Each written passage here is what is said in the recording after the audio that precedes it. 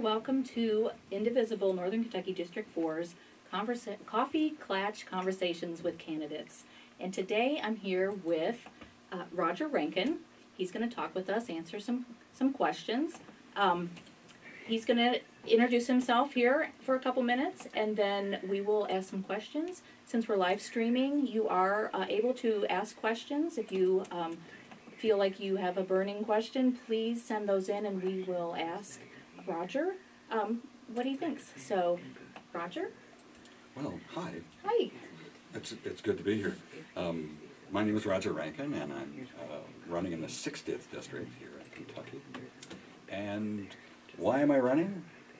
Well, my daughter asked me to come back from out west because she decided to have children, and she wanted me to play grandfather. So I sold my little ranch and moved back to be close to her, and she lives just a few miles from here. And so it's the best job I've had, let's put it that way, being a grandfather. And because I went to a meeting with you folks in Covington, and you were looking for people to run with some progressive ideas in Kentucky, and I thought, well, I could do that. So I jumped through the minor hoops to get on the ballot, and we have a primary here, and for the 60th, and the other fella is Jesse Parks, and I think we got a pretty good thing going. One of us is going to win the primary, right, and I think we agree on everything pretty much. Right. So anyway, I'm here to work on getting the government to change. Right. And before I retired, I was a teacher for many years. I taught special education for over 40 years, and I was also a teacher advocate. I worked with the teacher association and getting the rights of teachers and the rights of students to empower students and to empower teachers. And basically it was getting the schools to change to meet the needs of students, not the other way around. And I think that needs to be done in Frankfurt, is that we need to change the government to meet the needs of citizens, and not the other way around. I love that. That's a great philosophy. So anyway, I'm stepping up. I think my grandchildren, I know my grandchildren deserve a better Kentucky. We need better education, a better environment, we need a better economy. So we need to work on it. Absolutely. So, great. So we're going to jump right into questions now, and the first one is about pensions, so teacher pensions. Senate Bill 1, this is what's on everybody's mind. What are your thoughts about the pension issue, including how should they be funded and the future of the pension system in Kentucky? Do you agree with what the governor is proposing? And if not, what do you propose? Well, basically, I'm a beneficiary of defined benefit retirement programs, and I think it's this whole idea of changing from a defined benefit to 401s, et cetera, to be at the direct vagaries of the stock market. It just doesn't work for people. You will end up in a 401k. You will end up without enough money in retirement. It's a given. Now, unless you have a lot of money, it's not going to work for you. So the pension should be fully funded. Right. It hasn't been fully funded from my understanding of it, and it's shameful that for years it has been underfunded. So find a way. We have to find a way to fund it. We have to fund it, right? I mean, the teachers are putting their portion in. Oh, absolutely. They are putting their portion in. And they're going to lose out if the governor's ideas go through. Right. They're going to lose out what they've already put in. Right. And I think with the 401k idea, people like myself who have a 401k or a 403b, we're also going to get Social Security at the end, and teachers aren't going to get that. Not in Kentucky. Right, and so that has to be taken into consideration as well, that if you're just putting it into this 401k, is that going to be even enough? Because like you said, it may not. It's based on the market. Absolutely, right? and you could lose it. You could lose it, right? If we're in a down market and you're getting set to retire, Well, that's all you have. Just for example, they just voted on the federal level to let banks go back to what they were doing. And that directly affects, when the economy is messed up by these people, your 401s are just Right. take a hit. Right. And, Big time. and you hope that you're not getting ready to retire because... But it also affects the pension funds. Mhm. Not as drastically as an individual, but it does affect them. And so we have to keep an eye on that. Right. To keep the banks from being crooks. Right. Right. Because we know if they are unregulated or deregulated, what they do, because we've seen it in the past. Yes, So we do. why would we go back to that? Well, we have to find some revenue streams. Yes. If you cannot tax yourself, you need some revenue streams. Right. And there's the Kentucky Education Association has come out with some good ideas. Mhm. They had I read their plan compared to the governor's plan, and I Mhm. thought, well, it's a lot better, and it would work a lot better, but it was completely ignored, Hmm. and I think that's wrong. Right. So would you, what would you be in favor of these new revenue streams? There's a Senate Bill 241, which would add a constitutional amendment that would allow casino gambling and require 100% of the proceeds to go to funding retirement systems. But not just casinos, but maybe horse racing. I mean, we're a state of horse racing. Oh, gosh. Would you be in favor of something like that? Or what other streams of revenue would you suggest in order to fund these pensions? Well, the gambling issue, it has a lot of baggage with it. Mhm. And I think if you regulated it well enough to use the revenue that the state could get from gambling, perhaps horse racing, Mhm. perhaps the casinos.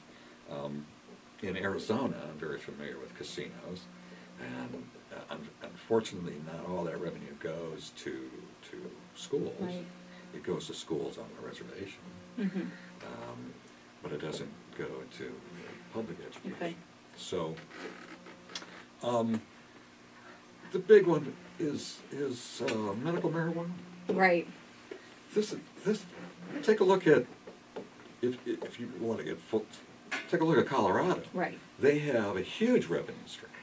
They're using that revenue stream not only for education, but working with the homeless, and it's an amazing amount of money. Right. So, at the very least, they should talk about medical marijuana. Mhm. Okay? It covers a lot of territory in problems. First of all, it's a nice revenue thing. It also attacks the whole opioid Correct. problem. Mhm. Is that marijuana and its stuff, if it's in a state, if it's in a locality, the data says the opioids are less used Mhm. by almost 30–40%. But some people are saying that it's a gateway drug. No, it's So now not. this wouldn't be medical marijuana, but if recrecreational marijuana, Recreational- if we If allowed it's, that. if it's regulated, as in Colorado and Mhm. I guess Washington State and Oregon. California. California's medical, and let's put it this way: if it's regulated, it works. Mhm. Before my wife passed away 4 years ago, the last year of her life, she had a medical marijuana Uh-huh. in Arizona, and so she had a green card, as they called it. Right. And her life was a lot better. This stuff works Right. for most people. Mhm. And if it isn't, some people, that can't deal with that. Fine. Right. But for a lot of people, it does work. Plus, there are cases where there are kids with epilepsy. Correct. Definitely have to have this, people have to move to a different state to get it. That's just wrong. Right. It works. It's a money maker. It creates jobs. Why do you think there's so much opposition to it in our legislature? Oh, just old-fashioned thinking. Mm-hmm. Just really old-fashioned. And how do we thinking. get past that, I guess, is the Well, better question. You have enough people in this state that could use it Mm-hmm. medically, that you get it on the ballot, Mm-hmm. pass it. So you think we should put it to the people? Absolutely. Mm-hmm. Absolutely. That's the only way it works. And in this, environment Mm-hmm. of old-fashioned thinking. So,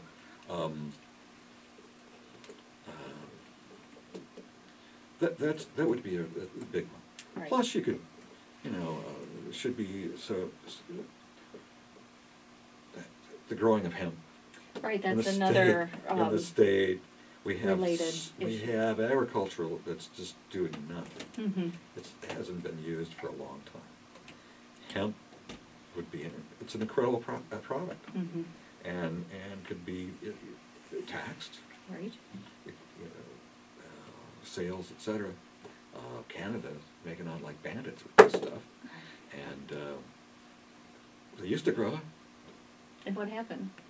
Well, it got attacked in the Because it's 1930s or whatever, the crazy anti-marijuana, anti-hemp laws, which put it into the federal code as being a dangerous drug, which the data proves it is not. Mm-hmm. And so we have several states that have already gone that way with medical marijuana. A few states have gone to total recreational use. Mm-hmm. And we spend a lot of law enforcement money Right. attacking the use of marijuana. Mm-hmm. It's just wrong. Or we have better uses for our resources. Right. But we do have people that like private prisons. Yes. Private prisons like to have full cells, Mm-hmm. because that's the way they make a lot of money. And the more people you get on, arresting people for marijuana is easy. Right. And so, but if they're in jail, it's a moneymaker for those people. Yeah. Private prisons, privatization of the common goods of democracy, of government, just adds another layer of costs, Mm-hmm. and a step away from any oversight. So it's lucrative to some people, but not for everybody. Right. And my whole idea is that we should be setting up our economy for everybody, not just a few, Absolutely. just for everybody. Right. Absolutely. And this takes care of a lot of problems. The income disparity in this country is, in Kentucky, is just it's leading to a lot of really difficult problems. Exactly. And when you have income disparity, the ugly head of racism Mm-hmm. and misogyny and just rears its head. Exactly. And once we get a hold of making sure the economy works for everybody, and you have some consumer protections, Mm-hmm. or a lot of consumer protections, then people are able to be more secure. And that's what's happening, is we're losing our security. So this kind of leads me into the next question about the opioid crisis. Okay. And there's multiple factors that are involved. Big pharma, physicians overprescribing, the need for alternative pain medications and therapy, treatment centers. What are your thoughts and ideas for combating this epidemic in Kentucky? We have to make available health centers that deal with pain management. As I said, my wife, before she passed away, we dealt with that a lot, and unfortunately, but fortunately, the opioids didn't work for her. So medical marijuana came in. It worked perfectly. Right, right. So But that's not an option here. It's not an option here. Mhm. We do have options to have people pass out these pills left and right. Right. They're highly addictive. They should be recognized as that, if they're highly addictive, and they shouldn't be able to be prescribed at the level that they are. So would you propose legislation to Yes. regulate physicians, or who would you target? Would it be physicians? Would it be the pharmaceutical companies? Both? What would you propose for that? Oh, well, I think the pharmaceutical industry, especially the people that make opioids, hydrocodone, and those people should be looked at very hard. Are they pushing it? Are they? They have pushes. They've made billions of dollars off Right. of this. Right. The worst thing is the example of over in West Virginia, Right. which bleeds over into Kentucky. They have more pills over there than they have People. people. So, and why? Because the pharmaceutical people are pushing this. So, but then you have the problem with doctors. The doctors that I know, you'd have to beg them to give you these. Right. And They're it seems like that's very, how it should be. They're very stingy with these things, and they refuse to give it to something. Right. Like, I may not even, if, say, my son were to get injured, I may not even let him have those. So I think maybe even educating people about, their usage and how they could lead to addiction, I think would be really important. It's not good, they do. Right. It's just, they're highly addictive. And something else should be used. That's why Alternatives first. alternatives. Yes. And just use as a last resort. Right. Okay. Legislation would help. Yeah. It seems like it's come to that, basically. They're not gonna regulate themselves, Well, no. obviously. Think of that. think that a for-profit organization would like to be regulated? No. Right. So we have to do it for them, obviously. Okay, I'm gonna switch topics, go to education, public education. So Governor Bevin's budget is cutting funds from public education. And there's a House Bill 134 that would give tax credits to private school tuition. This would take away public school tax money and the state would lose revenue. What are your ideas to support funding of our public education system? And we kind of talked about that already. And what are your thoughts about charter schools and tax credits for private school tuition? Well, I've seen this before. Kentucky's not the first state to attempt this. And a lot of money does flow away from these tax credits for private schools. And I mean, it's nice for people that can afford to go to private school, Right. get a nice tax credit. But it takes away from public education monies, which are really hard to come by. And so, with the public education, needs to be funded. You have to find a revenue stream and make sure the public education is funded properly. I worked in special education for a number of years, and special education was never fully funded. Never. And so we struggled through. We did an admirable job, but we struggled through, and now they want to cut back on those programs. Charter schools, this is what I'm leading into. A lot of charter schools don't deal with people with developmental disabled or learning disabilities. They just don't deal with them. And they have an ability to exclude them. And so it also leads into other things. The state wants to be discriminatory about a number of things. And I think it's wrong. I think discrimination on any level, especially with learning disabled people, also people that have a different lifestyle or different religion, different something. Government is supposed to be for everybody. And there should be no discrimination based on religious ideas. Okay. they have a religious idea they don't have to serve certain people or do certain things. Right. We saw an example of that here in Kentucky with the Yes, marriage licenses. That's right. It was quite famous. I remember Yeah. taking a look at that. Mm-hmm. Well, it's just wrong. It needs to be a definite idea. If you have to legislate, create, amend the Constitution of the state of Kentucky, say there's no discrimination, period.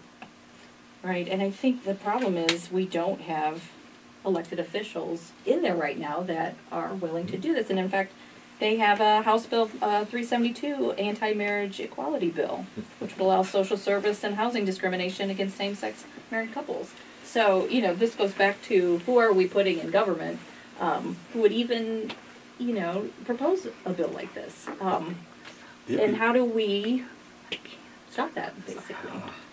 Well, we have to have people in government that recognize that this is just immoral, it's wrong. Discrimination because of same-sex couples, marriage, etc. Why? What's so tough about that? They're people. But And I know lots of folks that are married. And I'd rather have them for neighbors than some people. I'd rather work with them. I'd rather have them in my family. But I think with this issue, it comes down to religion, but we got to get that out of the government. Well, absolutely. The Bible is not the Constitution. So, if you have a religious belief, fine. Keep it to yourself. And when it comes to government should be a very neutral situation, and so you would avoid all these religious overtones in legislation.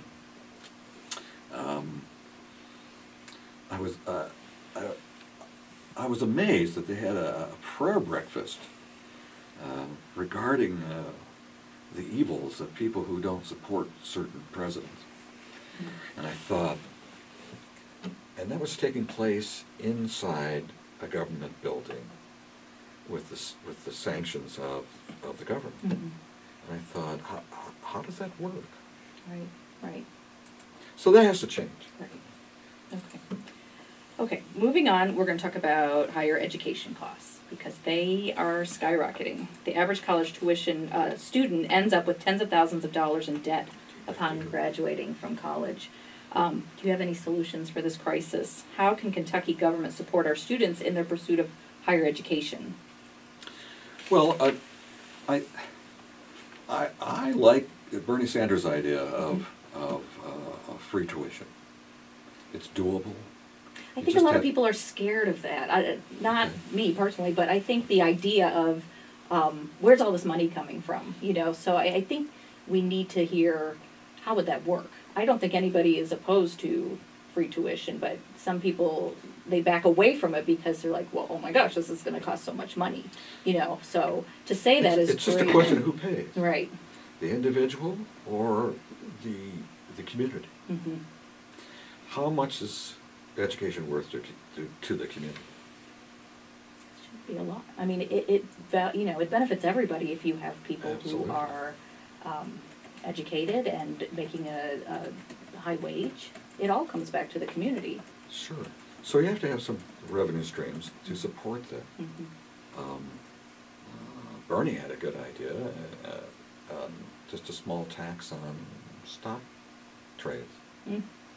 Minuscule, tiny, small tax on stock trades. Mm-hmm. Huge amounts of revenue. Huge. Why isn't that happening? If I go to the store and buy a candy bar, I got to pay some sales tax. Right. If I go buy some stock Mm-hmm. or have it traded, I don't have to pay. I didn't know that. So That's an Why not? interesting idea. Well, I bet people who are buying stocks Well, they're probably are opposed to that, but well. you know, they don't get to make the rules. Actually, they do. Yeah, It's an idea, it does. and I think it's a pretty direct idea. Mm-hmm. Otherwise, we're going to have to tax ourselves. Mm-hmm. And I know that's difficult for some people to wrap their head around, but if you pay a certain higher, people don't mind paying taxes if they see if they're getting something Right. that's worthwhile. Mm-hmm. And what they get angry about is when they see tax dollars being wasted on Vacations. or free flights or Right. Or Dining room sets. dining room sets or large arcs. They'd like to see something for them. Right. Of value. We want to see that our Sure. tax dollars are being put to good Absolutely. use. So taxing ourselves, if you have the political will, Mm-hmm. you have the idea, is that for a small amount, you get a large return. Mm-hmm. And it's a really good use of our resources, Mm-hmm. which is very similar to single-payer health Health insurance. health insurance. Mm-hmm. If you're willing to pay a little bit, everyone pays a little bit, Mm-hmm. like Medicare. You get a huge return. Right.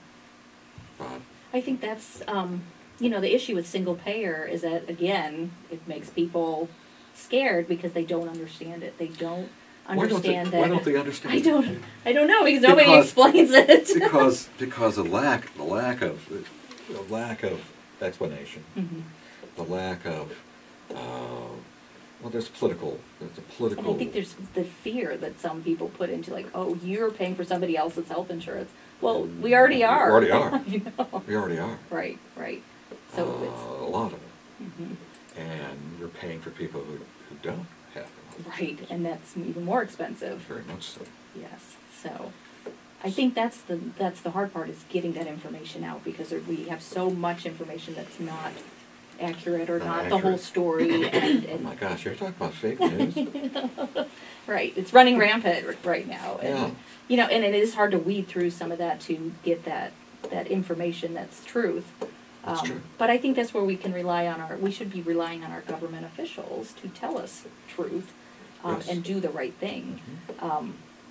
And so we can have the things that we need for life, liberty, and the pursuit of happiness, right? Very well said. Absolutely. Right. So, okay. So, some of the unemployment numbers in Kentucky is due to the lack of skilled workers. Here in northern Kentucky, our economy is booming. How do we ensure that we have enough skilled workers in this area to support our growing economy? So this is, people who not necessarily went to college, but it's that other group of people that we need to, work in factories, plumbers, electricians, those type of people that aren't going to college but need to be skilled. How are we going to support Well, that? there's a couple avenues there. Is that you have skilled trades Mm-hmm. and people, plumbers and electricians, etc. My father was a millwright. Mm-hmm. And he was very proud of his skilled trade background. And but apprenticeship Right. programs are available, far Mhm. and few between. I think the state could encourage that Mm-hmm. to open up a lot more apprenticeship programs. Mm-hmm. On the other hand, is that other folks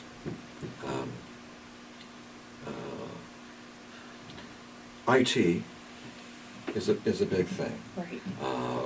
Kentucky is in slow motion about getting fiber optic throughout the state, Mm-hmm. and so we need to speed that up. Mm-hmm. We need to have more people get into IT. How do we promote that? How would the government promote that? Well, providing funds. You got community colleges, Mm-hmm. So offering scholarships or offering scholarships, training programs. training programs. Mm-hmm. And then you're talking about the cost. For Mhm. people have these huge. I work with people that have these huge student debts. Right. And it's all beyond me. I went to school when that didn't exist.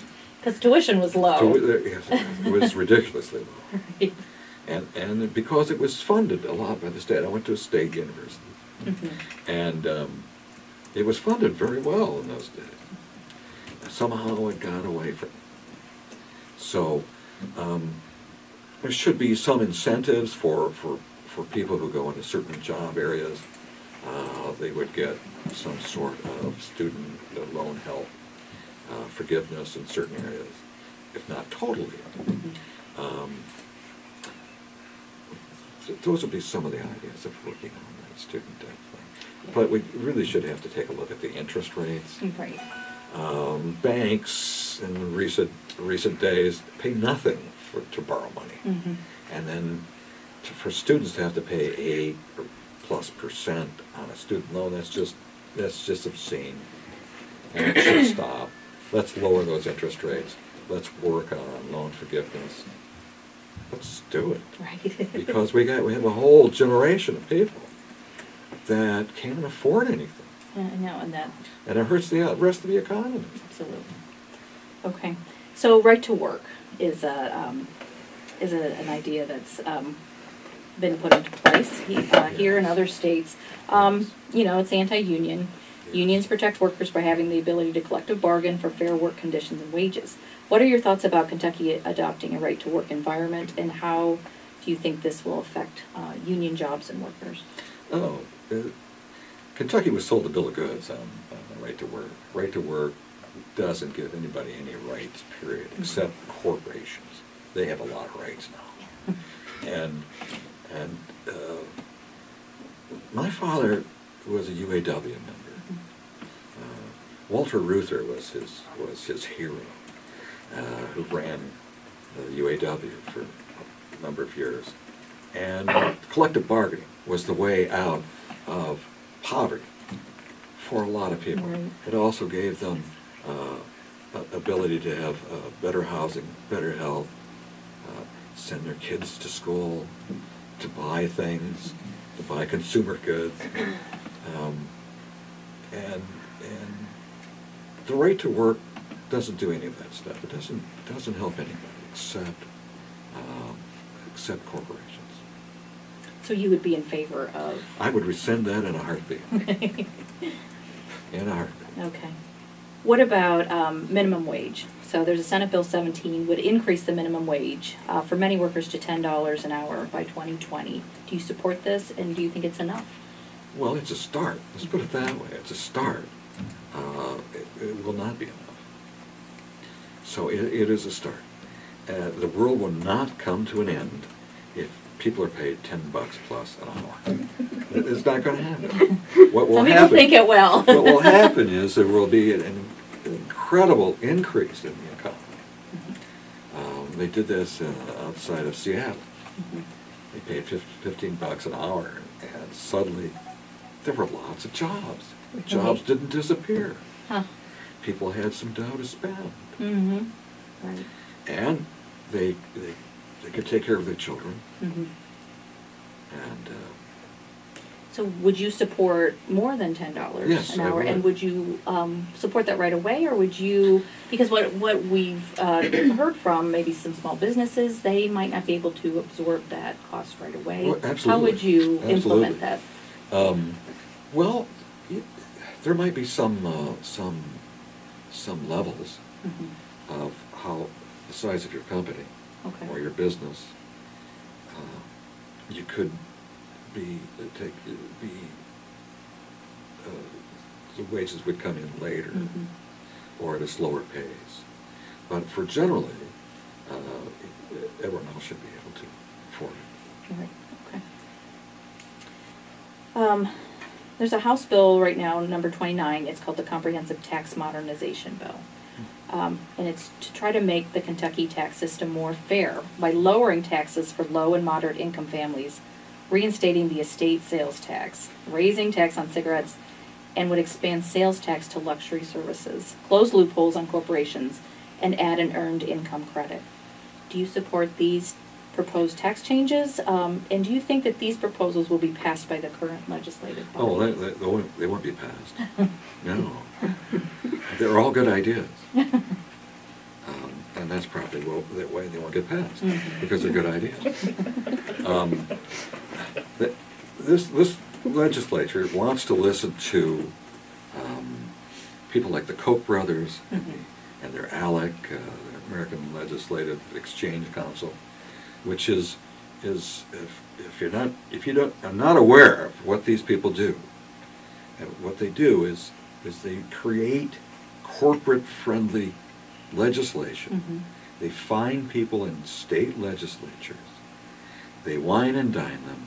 They give them. They have lobbyists write the legislation, and they give it to these legislators and tell them how to promote it and tell them how to fake news it up that these are good ideas for working families or for people. And they're not. The Koch brothers' agenda and some of their billionaire friends, their worldview is so different from most Americans. Right. And it's very dangerous. And Kentucky has been targeted by this bunch. And a lot of our legislators are listening to it. Yes. And so that has to stop. We have to work on legislation in this state for the people of the state, and not for some worldview, corporate worldview by a couple characters that, if you take a look at their history, where they came from. Their father made his fortune from the Soviet Union, and also with the Nazis. So he made a fortune off of those people, and he brought it back to this country, and he became a very big anti-communist. He helped form John Birch Society, which for a long time has been marginalized in this country, which is a good idea, but they're coming back in the form of the Koch brothers.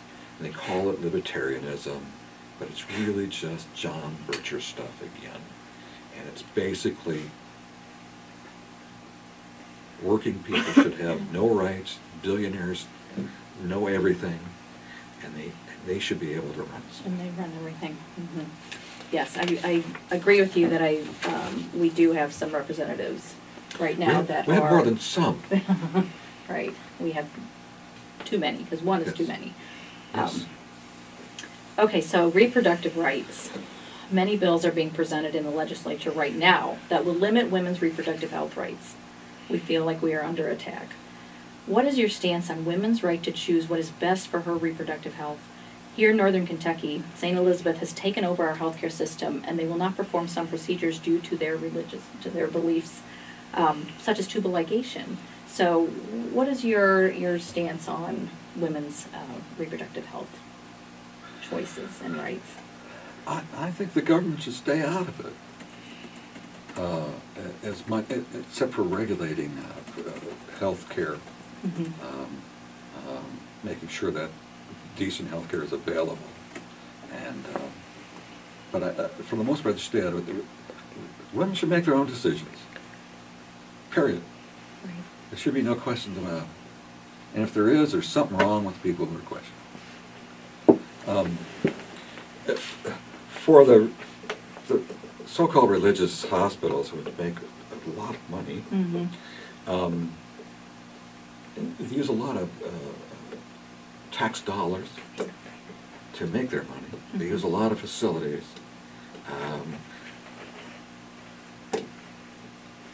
Unfortunately, there's been legislation making they can do this, and I think that has to change.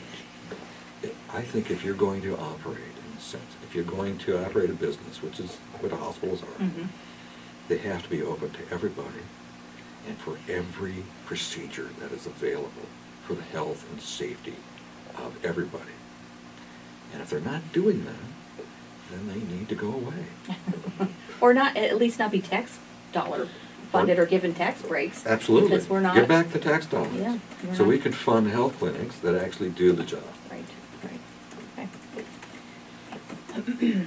So House Bill 227 is an anti-solar bill.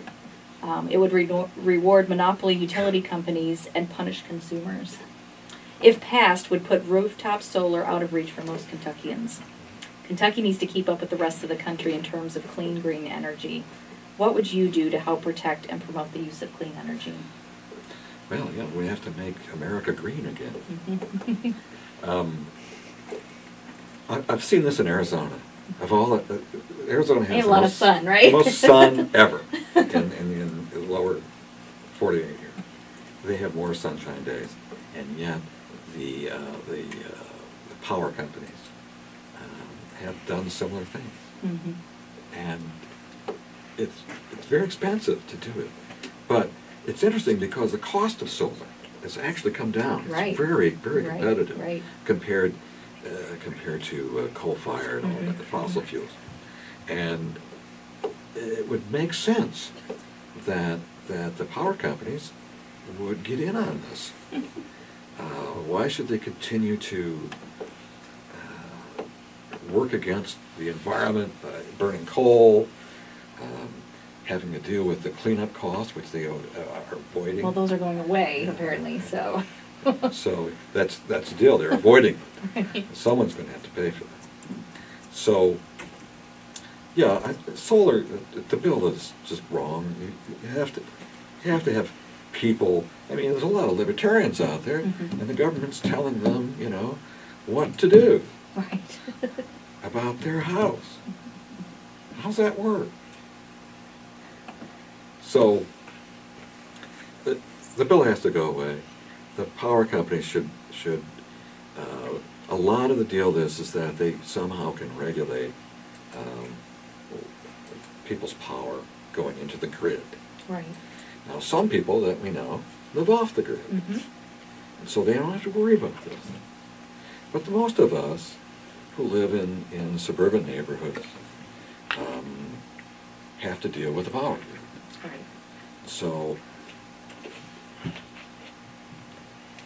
I think that we should have some incentives for people to be able to buy into the power grid. Earlier today, you talked with someone about these solar farms. That's a great idea. Right. It's a wonderful idea. So people can buy into solar farms and reduce their costs that way. And at the same time, they're helping the environment, etc. Right. And we have lots of space here for solar farms. The most famous one recently is Jimmy Carter's in Georgia. Half the city is powered by his solar farm. Wow. He just stopped growing peanuts and put solar panels up. Well, So I thought, right. well, okay, If they can do it, we can do it. certainly. Okay, we actually have an online question. Okay, so what do you see as essential characteristics of a successful member of the Kentucky House? So, say it again. What do you see as essential characteristics of a successful member of the Kentucky House? Well, as my friend Howard Dean says, you got to show up. You just got to show up. You got to show up with an open mind and with some progressive ideas, with the concerns that Kentucky should be family friendly and business friendly, to the point that business are good citizens. And if they're not good citizens, if they're polluting, if they're stealing wages, if they are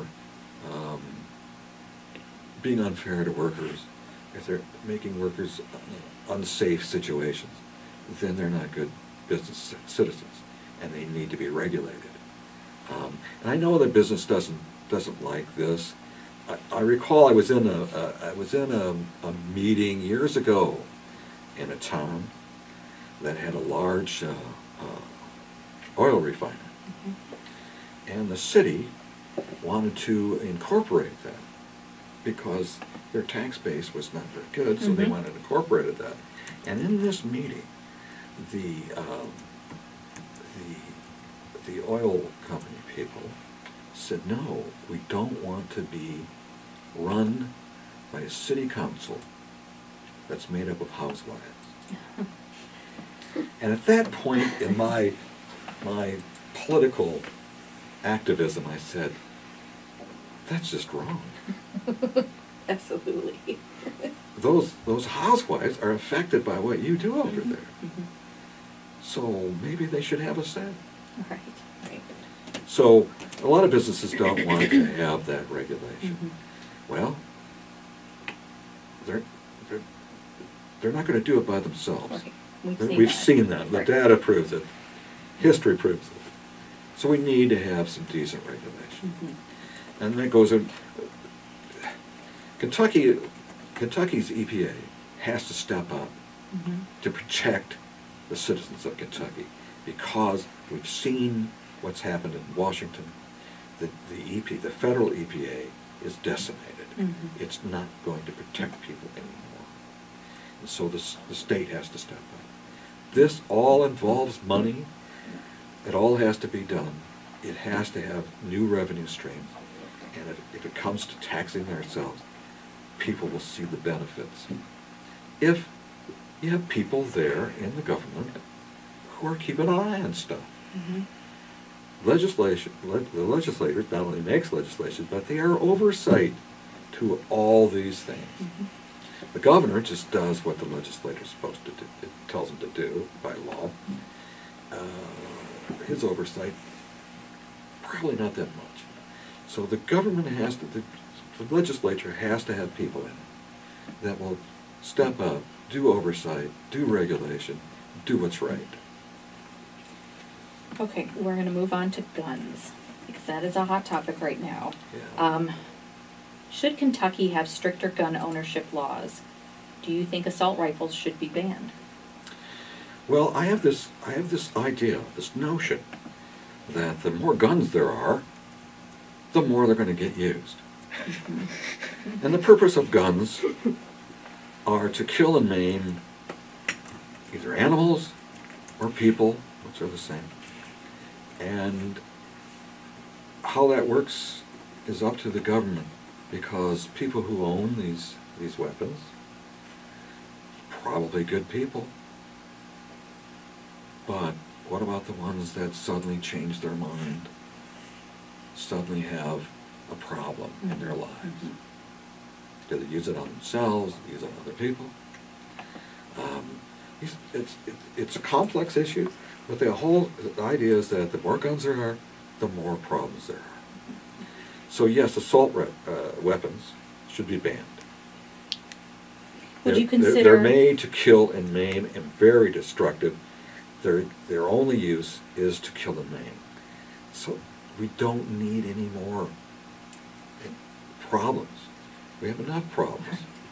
Would you consider regulating guns like we regulate cars? And tests, insurance, licenses? Well, that's an approach. Mm-hmm. The problem as I see it is that people who are so-called into the Second Amendment, they often forget the part about it, well regulated, but their whole idea is that if they can't have their guns, they have to have their guns to protect themselves from the government. Mm-hmm. They don't want people to know that they have these weapons, because if the government knows they have these weapons, the government's going to come and take them away. Has it ever happened in this country? No. No, it hasn't. We've had some limited, people know who has what gun, some places, but that's very limited. I think people need to get past the idea that they can somehow protect themselves from the government by owning these kinds of weapons. If you want to protect yourself from the government, become the government. You are the government. Step up, get involved, state your case. If your case is weak, you'll lose. If your case is strong, you win. But you don't need the weapons to do this. Okay, so here's an online question. When should you compromise, and when should you stand your ground? Well, that's a good question. A friend of mine gave me a book recently about that, Mm-hmm. and it was quite good. You have to pick your battles.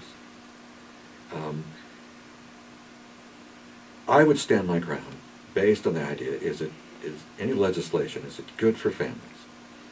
If it's not good for families, I'm not going to go along with it. Mm-hmm. I'm not going to horse trade over that baseline. If you got something that's good for families, hey, let's do it. Right. Okay. What would you do to protect voting rights and protect against gerrymandering? Additionally, do you support a constitutional amendment to overturn Citizens United?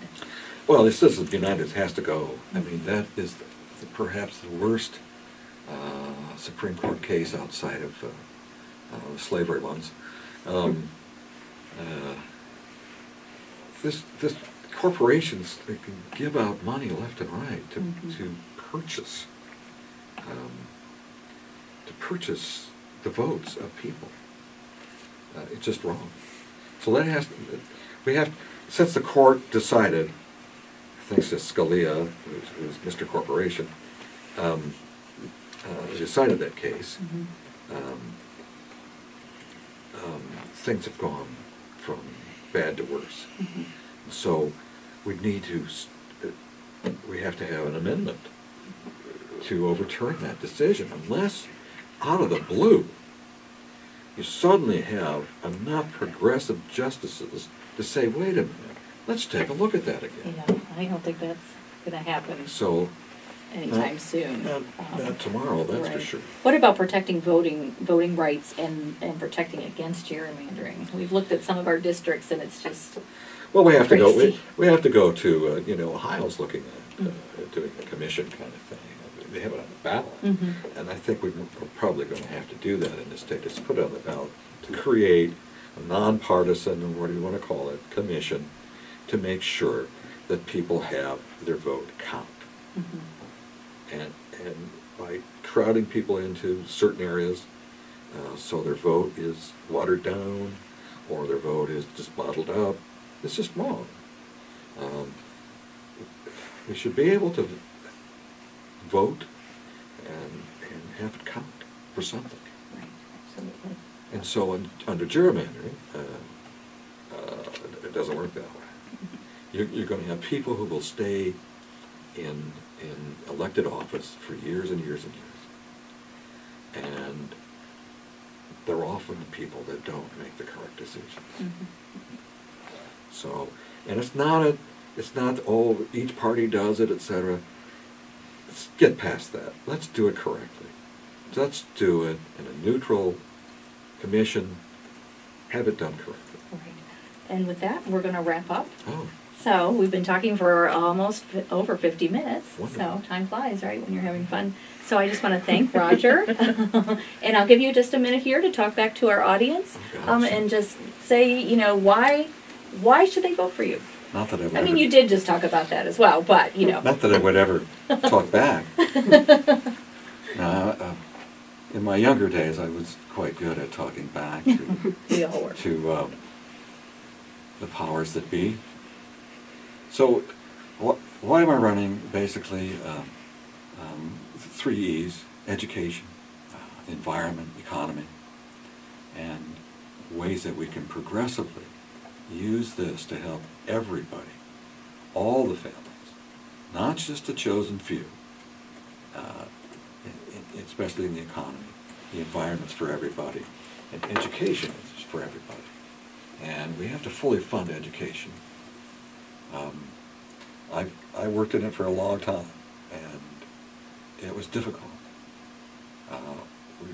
We had to forego a lot of good things because we weren't fully funded, and it hurt a lot of people. So I think it's time to change. It's time to change the whole idea in Frankfurt back to what's right, what's good for every person in Kentucky. So, I'm running on the 61st, so you can either vote for me or Jesse in the primary. Jesse Park. 60th. In the 60th? 60th. Well, I got confused because it was the guy with the Right, 61st. right. 60. So the 60th district. And so vote for one of us because we're going to change it. That's right. Thank you so much, Thank you. Roger, for It's being good- here. good Thanks. fun. Thank you. Okay. Thanks, everyone.